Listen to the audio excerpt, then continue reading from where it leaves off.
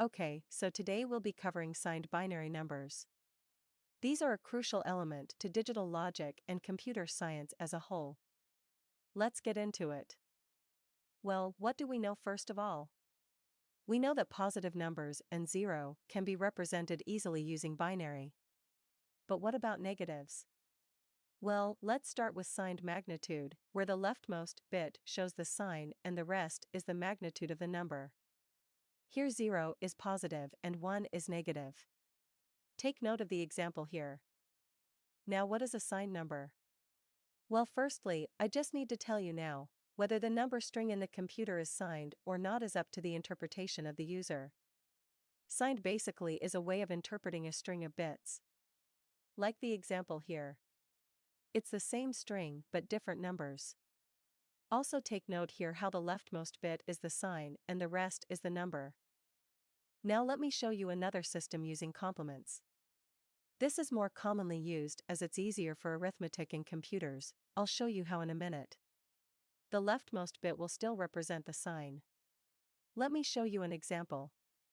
Take note of how it works in 1's complement here. And how it works in 2's complement here. 2's complement is more commonly used, and here's why.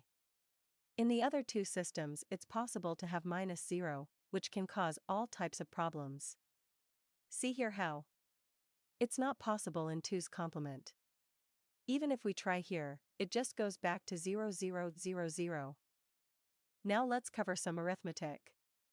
I'll show you how it's done in sign magnitude. The sign is ignored by the computer for the addition in all cases.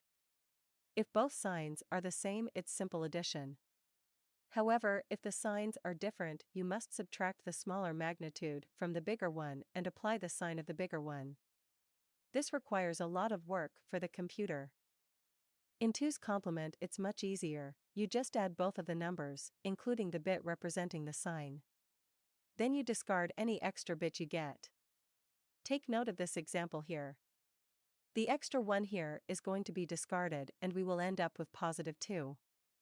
The fifth digit will result in what's called overflow, where there isn't enough bits available to represent 5 bits.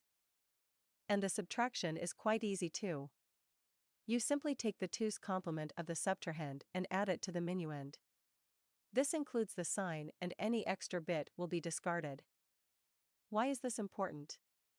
Well, with the signed magnitude system, computers would have to do a lot of comparing and ignoring for arithmetic. Whereas in signed complement system it's a lot less work, therefore it can be done on the same circuit as in signed arithmetic.